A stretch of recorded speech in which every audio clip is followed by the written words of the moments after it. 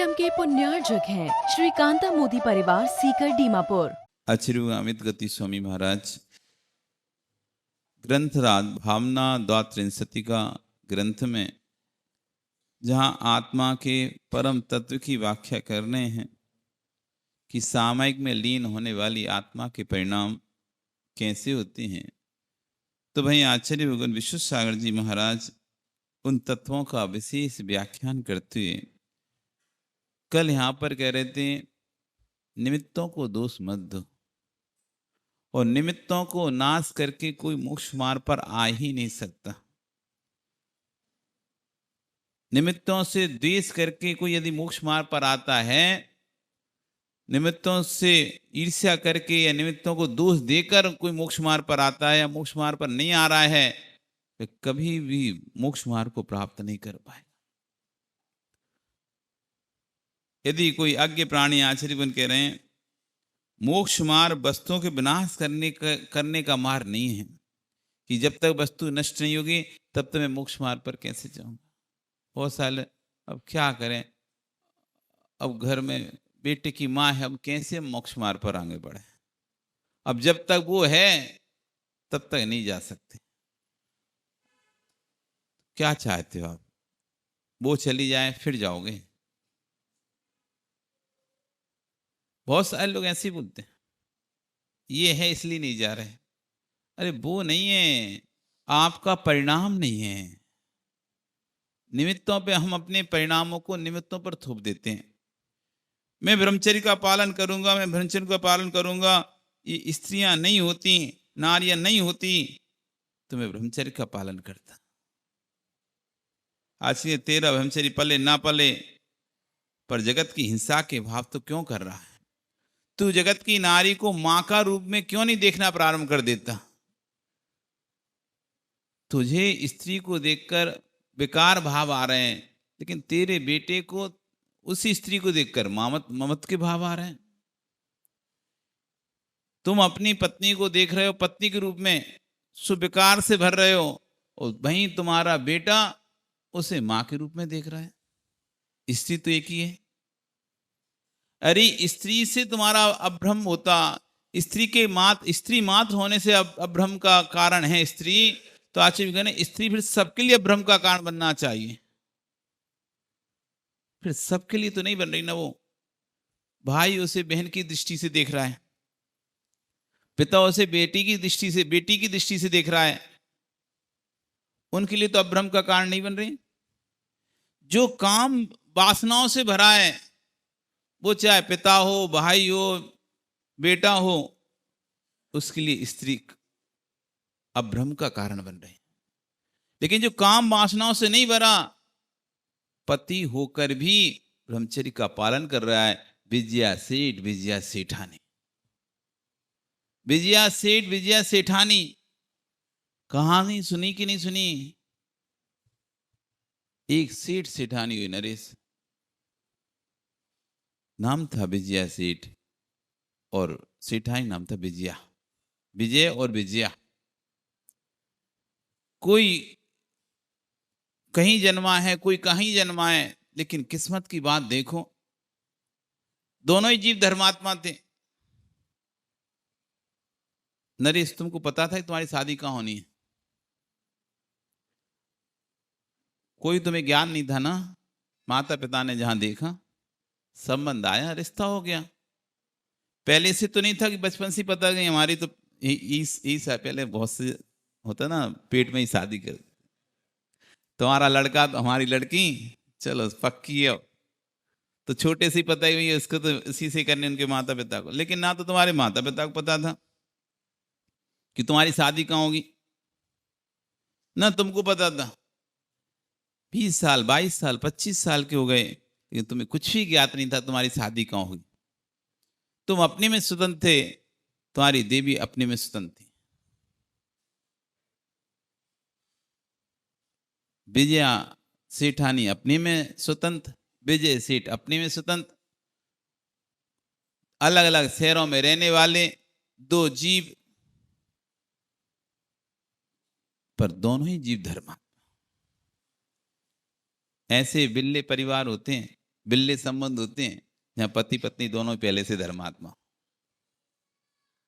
दोनों ही पहले धर्मात्मा सोनी। तो अधिकतर तो ऐसा होता है एक धर्मात्मा जोड़ी पता नहीं कैसे बनती है, एक धर्मात्मा होता है एक पापी होता है। यदि पत्नी धर्म करती है तो पति नहीं करता है, पति करता है तो पत्नी नहीं करती, ऐसे तो विपरीत बनती हैं जोड़ियां, फिर वो घर में क्लेश होता है बाद में। एक धर्म के प्रति भागती है और एक होटल के प्रति भागता है, एक होटल के प्रति भागती है तो एक धर्म के प्रति। बहुत सारे केस हमारे पास भी आते हैं, बहुत सारे लोग आते हैं महाराज, पुरुष भी आते हैं और महिला भी आती है। पुरुष आते हैं महाराज इसको समझाओ, भगवान की पास जाने के लिए तो इसको मना कर देती है और होटल में जाने तैयार रहती है, गुरुओं के पास जाने मना कर देती है लेकिन पार्टी में जाने तैयार रहती है, पूजा पाठ नहीं करती, 9 बजे 10 बजे से सोकर उठती, किट्टी पार्टी करती रहती है, ये करती, लेकिन धार्मिक कार्य नहीं करती। इधर वो समझाते, इधर वो पत्नी आती है, महाराज जी इनको समझाओ ना, एक बार तो कम से कम अभिषेक कर ले परमेश्वर। सोता ही रहता है, करता नहीं है, गप्पों में लगा रहता है, बातों में लगा रहेगा, लेकिन ना तो अभिषेक देखता है ना अभिषेक करता है। पूजन तो बहुत दूर की बात है, आहार तो बहुत दूर की बात है, साधु के पास ही नहीं आता है। क्या करें महाराज, क्या करें महाराज, परेशान है। हम इतना धर्म करते हैं, उस आने वाला धर्म से एकदम शून्य, विपरीत है, एक पूर्व से एक पश्चिम, ऐसे कितने घर मिल जाएंगे।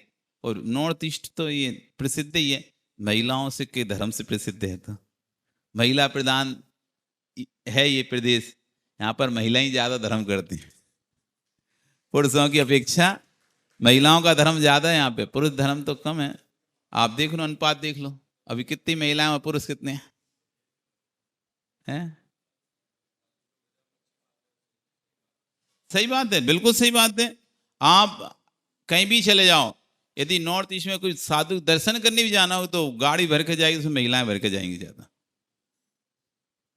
कोई भी यात्रा निकाल लो आप, कुछ भी यहाँ से कोई भी यात्रा निकाल लो, यात्रा निकाल लो, कोई भी कि महाराज जी जाना है या अक्षय तृतीया हार देने जाना है या शुद्ध पंचमी दर्शन करने जाना है, और आप बोर्ड पे लिखा दें नाम किसके सबसे ज्यादा आते देख लेना आप। हाँ, तो यहाँ का धर्म ही महिलाओं से चल रहा है।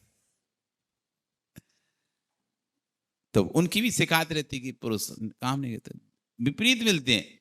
बिल्ली ऐसे जीव हैं संजय जहां दोनों सपोर्ट करते हैं एक दूसरे का, भैया तुम भी धर्म करो हम भी धर्म करें, तुम भी टेंशन फ्री होकर आराम से भगवान की भक्ति पूजा करो, जितने घर आना उतने घर आओ, और हम भी आराम से शांति से भगवान की भक्ति पूजा कर रहे हैं, ना तुम्हें टेंशन ना हमें टेंशन। ऐसे घर बिल्ले होते हैं, नहीं तो सुबह से इनको क्यों भागने की पड़ती है। जितनी देर बैठ रही शांति से बैठ रही, जैसे 7 बजेंगे सबको भागने की लगेगी, चलो भैया घर में नाश्ता तैयार करना है, चाय बनानी, नाश्ता बनाना है। बिल्ली परिवार ऐसे हैं जिन माताओं को चिंता नहीं, क्यों, उनका देवता भी यहीं तो बैठा है, क्या ही करेंगे हम जाके घर। वो भी यहीं बैठता है घर में, वो भी 9 बजे पहुंचता है, तो हम भी पहुंच के जल्दी पहुंच के करें क्या, आराम से हम भी भक्ति करते हैं, वो भी भक्ति कर रहा है हम भी भक्ति कर रहे हैं। तो ऐसे बिल्ले परिवार मिलते हैं, नहीं तो भागने की लगती, भागने की। विजय सेठ, विजया सेठानी, एक कहीं जन्मा एक कहीं जन्मा, दोनों ही धर्मात्मा थे और साधु की संगति करते थे। विजय सेठ मुनिराज के रोज दर्शन करता, उन्हें आहार देता, उनकी परिचर्या करवाता, उनकी सेवा भक्ति शुश्रा करता। और एक दिन उसके भाव हुए, मुनिराज से उसने धर्म का उपदेश सुनते सुनते कहा, हे भगवान कल्याण कैसे होगा। तो आज मुनिराज ने कहा, बेटा कल्याण तो मुनि बनने से ही होता है। मुनि व्रत जब तक धारण नहीं करते तब तक कल्याण नहीं हो सकता। चाहे कितने भी व्रत करें, कितनी भी तपस्या करें, कितना भी उपवास करें, लेकिन मुनि व्रतों को धारण किए बिना हमारा कल्याण नहीं हो सकता। मैं क्या करूं, मुझे अपना कल्याण करना है। तुम एक काम करो, तुम 15 दिन का ब्रह्मचर्य व्रत का नियम धारण करो। मुनिराज दूरदर्शी थे, जीव भव्य है। 15 दिन शुक्ल पक्ष में ब्रह्मचर्य व्रत धारण करो। जैसी महाराज आपकी अनुमति, जैसा आपका आदेश। और उसने महाराज श्री को प्रमाण साक्षी करके 15 दिन शुक्ल पक्ष का ब्रह्मचर्य व्रत का नियम धारण कर लिया। समय निकल रहा था। इधर विजया सेठानी भी अपने शहर में माताजी महाराज की सेवा करती थी, और वह भी एक माताजी की सेवा वैयवृत्ति शुश्रा में लगी हुई थी। उससे अपनी कल्याण के मार्ग पूछा, कैसे में स्त्री पर्याय का छेद करके पुरुष पर्याय को प्राप्त कर अपना कल्याण करूंगी। माता जी बोलती हैं, बेटी संयम के अलावा कोई ऐसा साधन नहीं है, सम्यक के अलावा कोई ऐसा साधन नहीं है जिससे स्त्री पर्याय का छेद हो सके। एक सम्यक्ति ऐसा कारण है, क्योंकि सम्यक दर्शन शुद्धा नारक त्रियंत स्थित नपुंसकानी दुष्कुल बृकतल अल्पायु ना वृजति शुद्ध दृष्टिया।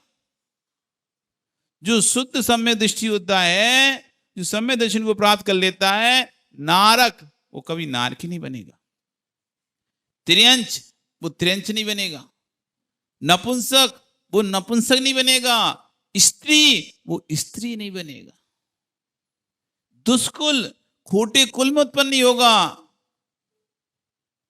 विकृत विकलांग नहीं होगा, अल्पायु वाला नहीं होगा। ये सब सम्य दृष्टि के लिए निषेध है। ये सम्य दृष्टि ये नहीं बनेगा, ना वो नारकी बनेगा, ना त्रिंच बनेगा, ना नपुंसक बनेगा, ना स्त्री बनेगा, ना विकलांग होगा, ना दरिद्री होगा, ना अल्पायु होगा। सम्य दर्शन को प्राप्त कर, जिस पर्याय का छेदन करना है तो सम्य दर्शन को प्राप्त कर, संयम को प्राप्त कर, नियम से तेरी स्त्री पर्याय छेद होगी। क्या करूं मैं? तू कृष्ण पक्ष का 15 दिन का ब्रह्मचर्य व्रत का नियम ले ले। ठीक है माता जी, मैं आज से आपकी साक्षी में, प्रभु की साक्षी में 15 दिन कृष्ण पक्ष के ब्रह्मचर्य का नियम लेती हूं। किस्मत कहां कब किसको कहां खड़ा कर दे पता नहीं है। ये जीवन में हम किस मोड़ पर कब कहां खड़े होंगे हमें कुछ ही पता नहीं है। आज यहां बैठे हैं, कब वन में बैठे होंगे कोई भरोसा नहीं। एक क्षण में महल खंडर हो जाते हैं। बड़े बड़े रजवाड़े, बड़े बड़े महल, एक भूकंप का झटका आया, ललित जो महल देख रहे थे अगले क्षण खंडर देखने लगते ही नहीं। कितनी देर लगेगी बताओ? महल को खंडर होने में कितनी देर लगेगी? एक भूकंप का झटका आया, विनोद जी क्या होगा? बड़ी बिल्डिंग चुर चुर चुर चुर गिर जाएंगी, और कभी जो महल के रूप में दिखाई देते थे वे खंडर के रूप में दिखाई देते। 1 मिनट भी नहीं लगेगा। जिन स्थानों पर लोग बैठते थे वो स्थानों पर लोग नहीं बैठेंगे, खंडर हो गए, डरेंगे अब तो ये कभी भी गिर जाए बिल्डिंग, क्रैक आ गया इसमें, अब नहीं रहना इसमें। कितना है, कितनी देर की बात, पता भी नहीं आपको कि अगले क्षण यहां भूकंप आ रहा है कि नहीं आ रहा, कहां आ रहा है, कौन सी घटना कहां घटने वाली है, कोई कौन सा प्लेन कहां गिरने वाला है, कौन सी घटना कहां घटने वाली है, कौन सा प्लेन कहां गिरने वाला है, कौन सा बम कहां फूटने वाला है, कुछ भी नहीं पता। तुम क्या अभिमान में डूबे हो, क्या अपने मान में डूबे हो? एक क्षण का भी ठिकाना नहीं। एक क्षण का भी ठिकाना नहीं, कब क्या होने वाला है। यहां से निकलने के बाद कौन सा वाहन यमराज का वाहन तुम्हें ठोकर मार कर जाएगा, तुम्हें पता ही नहीं। मिट्टी का तू सोने के सब सामान है तेरे। सुना, मिट्टी के, जैसे मिट्टी का खिलौने का कब कौन सा धक्का लगेगा। देखी मिट्टी का खिलौना, कभी गुल्लक देखी पहले, जैसे पैसे डालते थे, गुल गुल गुल्लक मिट्टी की आती थी।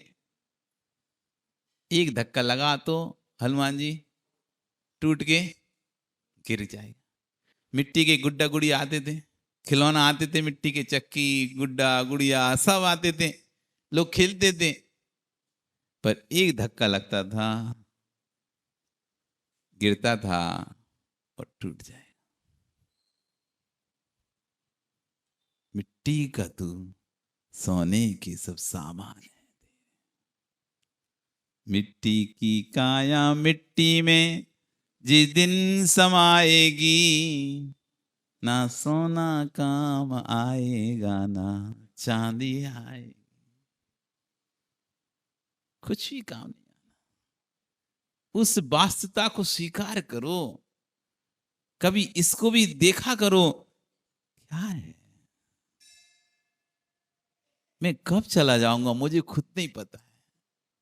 मैं इतना इतना परिश्रम कर रहा हूं, इतना परिश्रम कर रहा हूं, ऐसा लग रहा है 100 वर्ष जीऊंगा। इतना सतू इतने बड़े अरमान है तेरे, कितना सा है, और अरमान देखो कितने। उम्र पल का भरोसा नहीं है, पल का भरोसा है ना कल का भरोसा, ना एक पल का भरोसा है ना कल का भरोसा है। फिर भी तो देखो कितनी व्यवस्थाएं जोड़ के रखी, कितनी आगे तक की सोच के रखी है। वो मर जाए कल पता नहीं, और सोच देखो क्या है, कुछ भी तो नहीं है। एक मिट्टी की खिलौना हो, एक धक्का लगेगा टूट जाएगा। कब किस मोड़ पर आप खड़े होगे तुम्हें खुद नहीं पता है कि अगला तुम्हारे साथ क्या घटना घटने वाली है। व्यक्ति खुश होकर आता है, हंसते हंसते आता है, फिर रोते रोते चला जाता है। क्या सोचता है और क्या हो जाता है नहीं पता, नहीं पता कुछ भी। दोनों अपना धर्म का पालन कर रहे हैं, मस्ती से धर्म का पालन कर रहे हैं। किस्मत ने लाके खड़ा किया ऐसे मोड़ पे कि दोनों के माता पिता आपस में मिले, चर्चाएं हुई कि मेरी बेटी है, तुम्हारा बेटा है, क्यों ना रिश्ता किया जाए। दोनों ही सेठ। अब देखो ना, आपके संबंध होते हैं, आप तो जिससे संबंध उसे जानते तक नहीं हो, पर किसी के माध्यम से वो रिश्ता आया, किसी ने आपको रिश्ता बताया और आपने फिर चर्चा चलाई, मिलाई, कुंडली मिल गई, तो रिश्तेदार हो गए, समधी हो गए। लेकिन समधी बनने से पहले तो कई लोग तो ऐसे कभी जाने कौन है कहाँ का है हमें नहीं पता। इस कार्यक्रम के पुण्यार्चक थे श्री कांता मोदी परिवार सीकर दीमापुर।